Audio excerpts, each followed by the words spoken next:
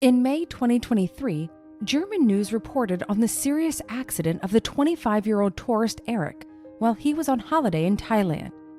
Severely injured, he could not fly back home commercially. Our ambulance jet was the solution, flying Erik back to Germany from Thailand. 4 months later, we visited him in his hometown of Bad Salzuflen to talk about his experiences. A buddy of mine and I were on the island of Koh Samui, and we wanted to visit Thailand for 2.5 weeks to do some island hopping. Unfortunately, in a dramatic turn of events, those plans were thwarted by the accident. We'd been in Thailand for 5 days already, and on the 5th day, I rented a scooter. On the same day, I crashed my scooter in a bend and broke my neck. Fortunately, Erik was quickly taken to the nearest hospital.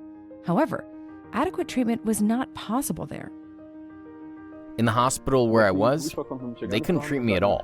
I was in the cosmetic surgery ward, and I was on an island, on Koh Samui.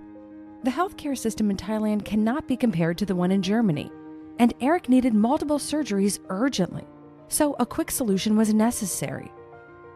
I would have had to pay for the surgeries out of my own pocket, which would have amounted to hundreds of thousands of euros anyway. Staying in Thailand would have been the worst option for me. Erik's wish was to return to Germany quickly, but because of his injuries, a commercial flight was not an option.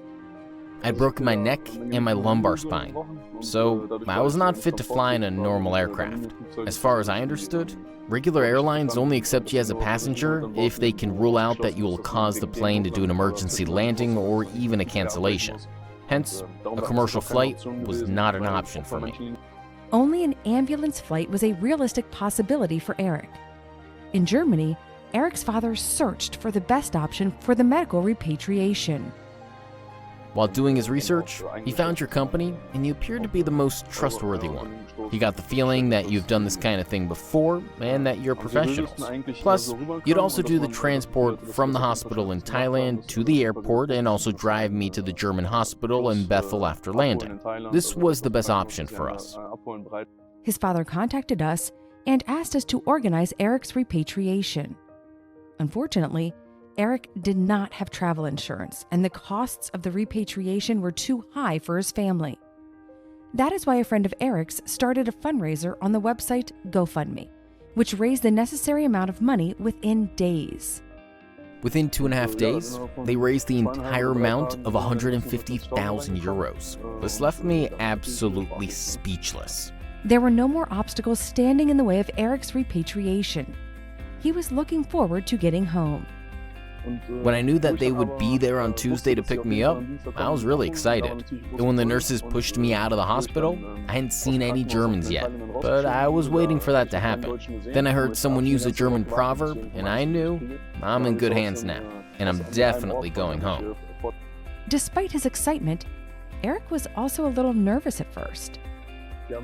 They told me that I could be paralyzed and things like that, and that my spinal cord could break if there were too many sudden and unsteady movements. So, I considered the flight to be a certain risk until I got to Germany. The pilot helped me get on board, and when he told me, "We're getting you home now," that was enough.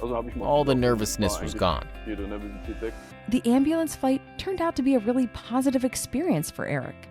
The flight was very relaxed. They took care of me really well. The pilot seemed very competent. The medical staff handled me really well. They had everything under control and took my fears away.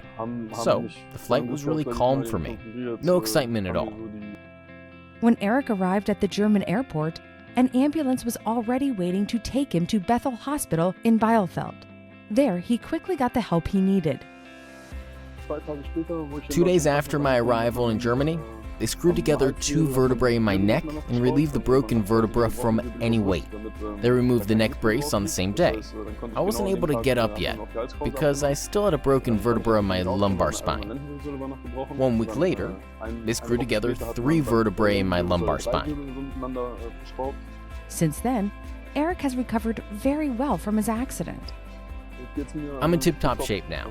After 4 months, I feel like I'm almost back at 100%. I'm not in any pain. I really can't complain.